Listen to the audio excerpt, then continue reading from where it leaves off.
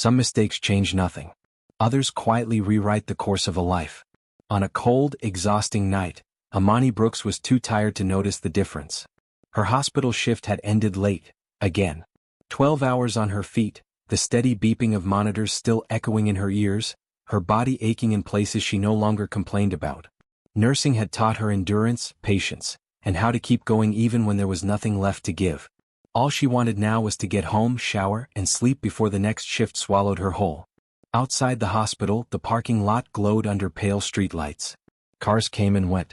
Ride-hailing vehicles lined up along the curb, most of them dark-colored sedans. Amani checked her phone briefly, saw a black car pull up where she was standing, and without thinking twice, opened the door and slid into the back seat. The air inside was quiet. Too quiet. It wasn't until the door closed that she realized something was wrong. The interior was immaculate. Leather seats, faint hints of expensive cologne, no phone mount on the dashboard, no casual music playing. Her heart skipped. Then she looked up. A man sat across from her, calm and composed, his posture relaxed but commanding. His suit was tailored, dark and flawless. His expression was unreadable, sharp eyes studying her without hostility, without surprise, almost as if he had been expecting interruption his entire life. Amani froze. "I'm so sorry," she blurted out, panic rising. "I thought this was my ride. I didn't mean." "It's fine," the man said smoothly, his voice low and steady. He raised one hand slightly, not threatening, just enough to stop her frantic apologies. "You're not in danger." The driver didn't turn around. The engine remained idle. Amani's instincts screamed at her to run, but something about the man's tone, controlled, almost gentle, kept her rooted in place. She noticed his accent then, subtle but unmistakably Korean. She noticed the faint scar near his collarbone, the way he carried himself like someone used to being obeyed. This was no ordinary man. "My name is Kang Min-Jae," he said after a moment. "You can step out if you want. Or I can take you home." Confusion replaced fear. "You'd take me home?" He nodded once. "It's late. You're tired." And this was an honest mistake. Amani hesitated, then slowly relaxed back into the seat. She didn't know why she trusted him, but she did. Neither of them knew it yet, but this quiet ride would become the beginning of everything. The car moved smoothly through the city, its windows shielding Amani from the cold night outside. Streetlights passed in a steady rhythm, illuminating her reflection in the glass. Tired eyes, neatly tied braids, and a nurse's jacket she had forgotten to remove. She sat stiffly at first, hands folded in her lap, aware of every breath she took. Kang Min-Jae said nothing for a while. He watched her quietly, not with curiosity that felt invasive, but with a measured awareness, as though he understood that silence could be a form of respect. He had spent most of his life surrounded by noise, demands, threats, lies, but this woman brought an unfamiliar calm into the space. "You work at the hospital?" he said eventually, nodding toward her uniform. "Yes," Amani replied. "Night shifts. Pediatric wing."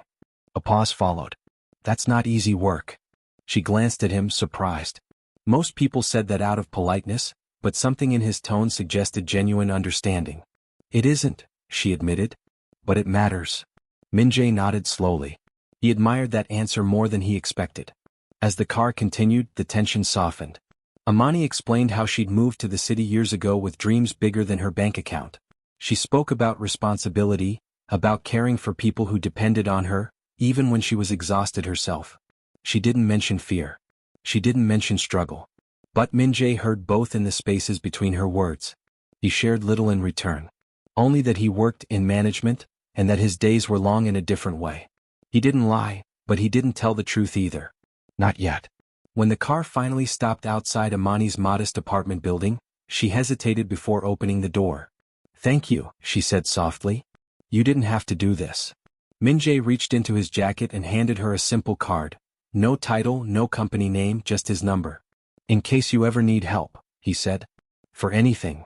She studied the card, then looked back at him. "I hope I never have to use it." A small smile touched his lips. "I hope so too." Amani stepped out, watching as the car pulled away, disappearing into the night. She told herself it was nothing, just a strange encounter with a stranger she'd never see again. But from the back seat, Kang Min-Jae watched her until she disappeared inside the building. And for the first time in years he wondered what it might be like to protect someone not because he had to, but because he wanted to. For the next few days, Amani Brooks told herself the encounter meant nothing. She returned to her routine with practiced discipline. Early mornings, late nights, quiet meals eaten standing over the kitchen sink. The city moved fast, and she had learned long ago that lingering on strange moments only led to distraction. Still, every now and then, her hand drifted to her pocket, fingers brushing against the simple card she hadn't thrown away. She didn't call. She didn't text. She barely even looked at it. But she remembered him. She remembered the way his voice had carried calm instead of command, how he hadn't asked questions that demanded answers. Men like Kang Min-Jae belonged to a world she had no desire to enter. Wealth, power, danger wrapped neatly in tailored suits. Whatever kindness he'd shown her felt temporary, like a pause between storms. Across the city, Min-Jae found his thoughts drifting where they shouldn't. Meetings blurred together. Conversations about territory, alliances, and strategy faded into background noise. He had faced betrayal without flinching, survived threats without fear. But the memory of a tired nurse stepping into his car by accident unsettled him in a way he couldn't explain. She hadn't asked for anything. That was what stayed with him. Curiosity alone would have been harmless. But Min-Jae didn't survive in his world by ignoring instincts, and his told him Amani Brooks was different. Quietly, without drama, he instructed one of his most trusted men to keep an eye on her. Not to interfere. Not to intimidate. Just to make sure she got home safely. Protection, not possession. When reports came back, they were simple. She worked too much. She sent money home. She minded her business. No secrets. No shadows. Min-Jae respected that.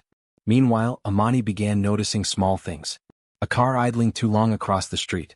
A stranger stepping in when a man argued with her on the bus, then vanishing before she could say thank you. She told herself she was imagining it. Fatigue had a way of making the world feel sharper than it was. Still, unease followed her like a whisper. Late one evening, after a particularly difficult shift, she sat alone on a bench outside the hospital, the city humming softly around her. For the first time, she took out the card and studied it properly. No title. No explanation. Just a name and a number. Kang Min-Jae. She slipped it back into her pocket, unsure why her heart felt heavier instead of lighter.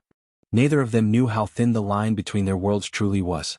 But fate, patient and deliberate, had already begun to pull them closer, one quiet step at a time. The emergency department was unusually tense that night. Amani felt it the moment she stepped onto the floor, the rushed footsteps, the clipped voices, the air thick with urgency. Stretchers lined the corridor, nurses moved with sharpened focus, and security hovered closer than usual.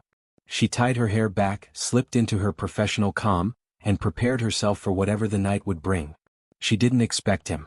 When the trauma doors burst open and a patient was wheeled in under heavy guard, Amani barely glanced at his face at first. Blood stained the sleeve of an expensive suit. His jaw was clenched, his posture rigid despite the injury. He carried pain the way some men carried authority, quietly refusing to let it show. Then their eyes met. Recognition struck them both at the same time. For just a second, Kang Min-Jae's composed mask cracked. Surprise flickered across his expression before it disappeared beneath practiced control. Amani froze, her breath catching, the room suddenly feeling smaller. The man from the car. The one she'd told herself to forget. Vitals, the attending doctor called sharply, pulling her back into motion. Amani moved forward, professionalism settling over her like armor. She didn't ask questions that weren't hers to ask. She didn't acknowledge familiarity. Her hands were steady as she worked, checking monitors, adjusting 4 lines, her voice calm and clear as she relayed information. Min-Jae watched her from the bed, trust forming without conscious thought. He had been treated by doctors who saw him as a problem to manage, a risk to contain. But Amani looked at him the way she looked at all her patients, with focus, respect, and quiet care. No fear. No judgment. "Is it bad?" he asked softly when the chaos eased. "You'll recover," she replied, meeting his gaze briefly. "You're lucky." He almost smiled at that. Later, when the room emptied and the machines hummed steadily, silence stretched between them. Amani adjusted his blanket, then paused. "I didn't expect to see you here," she said carefully. "Neither did I," Min-Jae replied. "But I'm glad it was you." Her chest tightened at the honesty in his tone.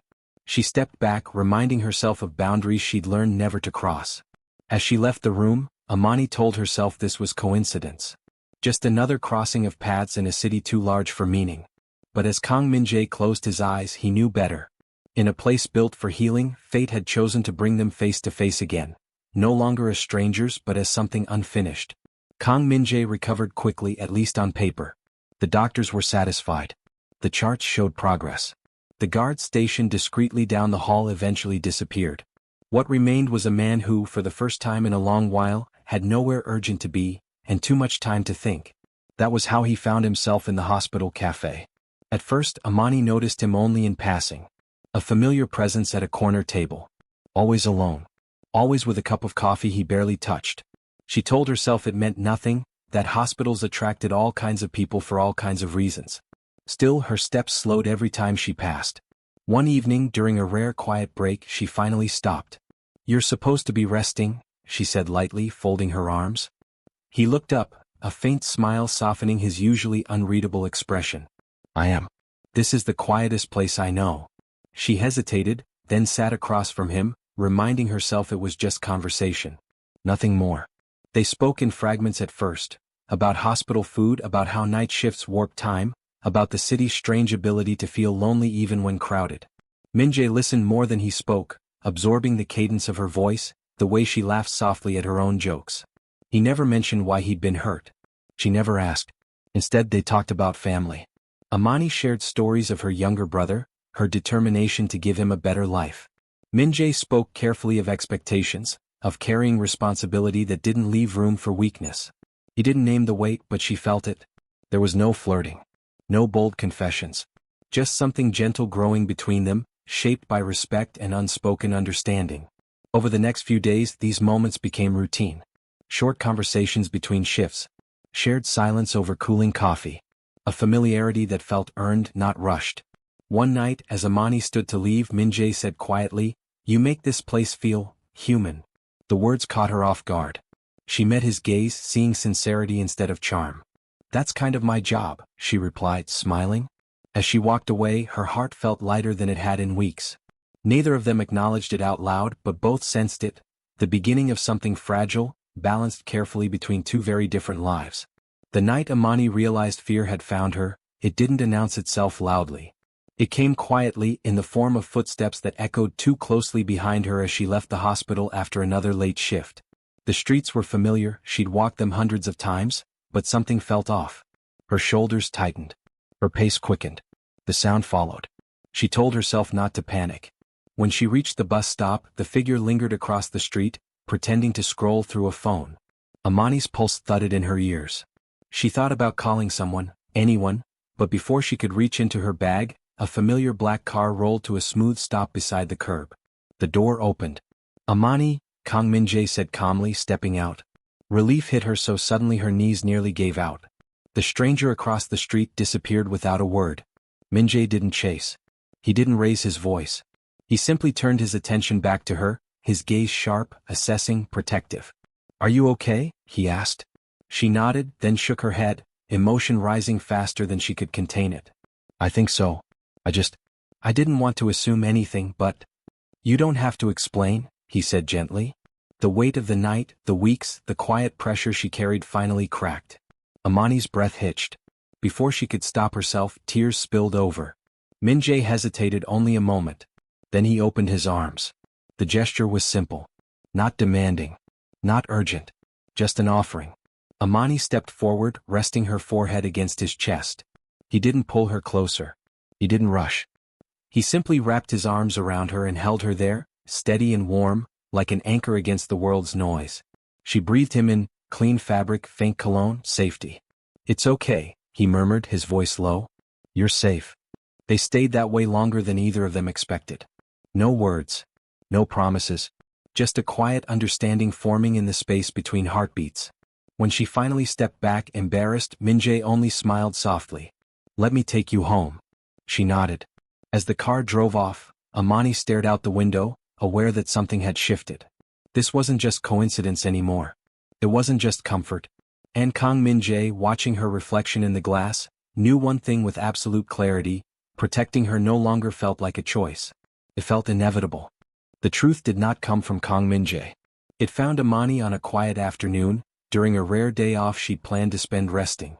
The television murmured in the background as she folded laundry, half listening to the news. Then a familiar face appeared on the screen, and her hands went still. The report was careful with its words. Businessman. Power broker. Alleged connections. A Korean syndicate quietly unraveling under investigation. The camera lingered just long enough on a photograph for doubt to disappear. It was him.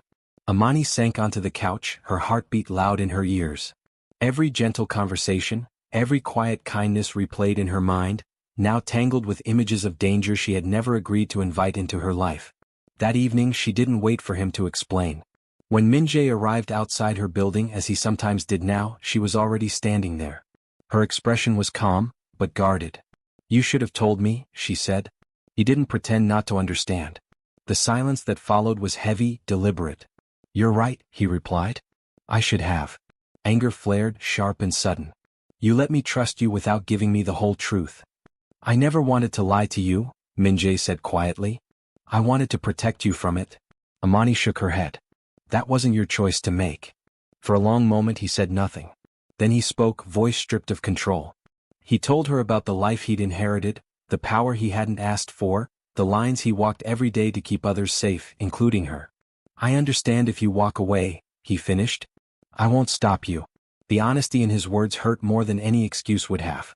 Amani turned away, breathing through the ache in her chest. She didn't know how to reconcile the man on the screen with the one who had held her without asking for anything in return. "I need time," she said finally. Min-Jae nodded once. "Take all of it." As he left, Amani realized something frightened her more than his past. It was the thought of a future without him. Time did not bring Amani the clarity she had hoped for. Days passed, then weeks, and life returned to its familiar rhythm. Shifts at the hospital, quiet dinners, long walks meant to clear her mind. Yet Kang Min-Jae's absence pressed into every corner of her routine. She found herself glancing at the cafe table where he used to sit, listening for footsteps that never followed her anymore. He had kept his word. There were no cars waiting outside. No messages. No silent protection she could sense but not see. Min-Jae had stepped back completely, leaving her with the space she'd asked for, and with it, a realization she hadn't expected. She missed him. Not the mystery. Not the danger the world attached to his name. She missed the man who listened without interrupting, who treated her exhaustion like something worthy of care. She missed the quiet presence that never demanded more than she could give. One evening, after a particularly long shift, Amani stood alone on the hospital steps, watching the city lights flicker on. A familiar thought surfaced, steady and undeniable. Fear had always been part of her life. Loving someone wasn't supposed to mean eliminating fear. It meant deciding what was worth facing it for. She reached into her bag and pulled out the card she'd kept all this time. The number was still memorized, even though she'd never used it. When Min-Jae answered, there was a pause, brief, controlled, but she heard the relief he didn't voice. "Can we talk?" she asked. They met in a quiet park not far from the hospital. No guards. No cars idling nearby. Just two people standing across from each other, unsure where to begin. "I don't trust your world," Amani said honestly. "But I trust the man I know." Min-Jae exhaled, tension leaving his shoulders. "That's more than I deserve." She stepped closer, closing the distance she'd held for weeks. "I'm not choosing your past," she continued. "I'm choosing what you do next." He nodded, eyes steady. "Then I'll choose differently." Without another word, Amani opened her arms. This time when he hugged her, it wasn't tentative. It wasn't fragile. It was quiet but certain. Two people standing in the middle of uncertainty, choosing each other anyway. And for the first time since fate had placed her in the wrong car, Amani felt something settle into place. Not safety. Trust. Change did not come easily for Kang Min-Jae. Choosing Amani meant choosing against everything he had been shaped to become. The world he lived in did not forgive hesitation, and it did not release power without resistance. But for the first time, Min-Jae was not motivated by survival or control. He was motivated by peace. He began quietly. Meetings were canceled. Decisions were delegated. Trusted allies were confronted with truths they had avoided for years. Where once his name had opened doors in the shadows, now it was used to close them, slowly, carefully, deliberately. Amani watched the transformation from a distance at first. She never demanded explanations. She never asked him to prove himself. But she saw the toll it took, the exhaustion he tried to hide, the weight that lingered behind his eyes. When he needed silence, she offered it. When doubt crept in, she reminded him that walking away from darkness did not erase the past, but it could redefine the future. They met in simple places now. Quiet cafes. Public parks. Hospital corridors where life reminded them why change mattered. Sometimes they spoke about the future in careful terms. Sometimes they said nothing at all. One evening Min-Jae confessed what he was doing. "I'm dismantling everything," he said. "Piece by piece. Legal transitions. Cooperation. Foundations that turn influence into something useful." Amani studied him, searching for certainty. "Are you doing this for me?" He shook his head. "I'm doing it because you showed me who I could be." The process was dangerous. There were warnings. Threats. Moments when stepping back would have been easier than standing firm. But Min-Jae endured them with quiet resolve, anchored by the life he was building beyond fear. Months passed. The noise faded. By the time the investigations ended and the last ties were severed, Kang Min-Jae was no longer a man defined by what he controlled, but by what he had released. Standing beside him at the end of it all, Amani reached for his hand. They didn't need words. The hardest road had already been walked, not with force, but with courage, patience, and the decision to choose light over legacy. And in that choice they found something neither of them had ever expected. Freedom. Years had passed and the city had shifted around them, but some things remained constant, small, steady, and unshakable. Amani Brooks now led a team of nurses at the same hospital where she once worked double shifts without pause. Her smile came more easily, laughter flowed without guilt, and she carried herself with the quiet strength of someone who had survived life's storms without losing her heart. Kang Min-Jae, meanwhile, had transformed entirely. The empire of shadows he had inherited was gone, replaced by a foundation that supported education and healthcare for the underprivileged, a legacy built not on fear but on hope. They lived quietly together, their days defined by routines neither would have imagined years ago. Mornings began with coffee and soft sunlight, Amani reading quietly while Min-Jae prepared plans for his foundation. Evenings were walks through familiar streets, conversations about nothing and everything, the kind of intimacy that only time, trust, and shared hardship could build. One evening, under the amber glow of streetlights, they paused on a quiet bridge overlooking the river. The world around them was alive with sounds they had once ignored, the gentle hum of the city, laughter from distant parks, the occasional siren fading into the night. Amani leaned against Min-Jae, and he wrapped his arm around her shoulders. "You ever think about the wrong car?" she asked softly, a small smile tugging at her lips. Min-Jae chuckled, brushing a strand of hair from her face. "Every day," he admitted. "I didn't know it would lead here."